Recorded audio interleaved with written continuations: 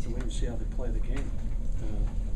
I think you have to have multiple ways of being able to do that. You can't just, just do the same thing each week. You have to have, you have to have a plan where if they stop this, you have another way of getting to the same, means to an end. So, you just have to wait and see how it goes. You go into the game and you have a plan, and then you have some tweaks in the plan ready to go, depending on what they end up doing.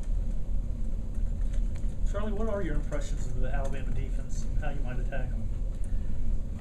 Well, I think that it's unique when you come against a defense that is solid at every position. That doesn't happen very often, where you go and there's two things you'll look at when you're studying an opponent. Most people talk about just what do they do on defense schematically. I always start with personnel. I always look for weak links in personnel so that people that you could attack, and this is an unusual group because they really don't have one. I mean, they're solid across the front, they're solid at linebackers, they're solid in the secondary, and then throw on top of the fact that, that they're very well coached and they're not a grab bag operation, and I think you have your work cut out for you, but I think that we'll show up on Saturday. I think that, I think that we have a lot of confidence in our own ability, and we realize that this will be quite the challenge, and we have a lot of respect for both Alabama's defense and their coaching staff. But we have a lot of confidence in ourselves too. Charlie, early on, you guys told the team, we're going to be a running football team on offense, use some play action, but establish the run first.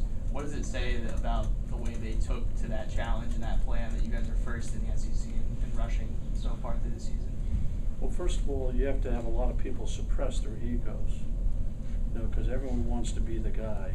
And hey, look at this. The circumstances changes each year. Next year your team's gonna have a different personality because those two rugrats aren't gonna be here anymore.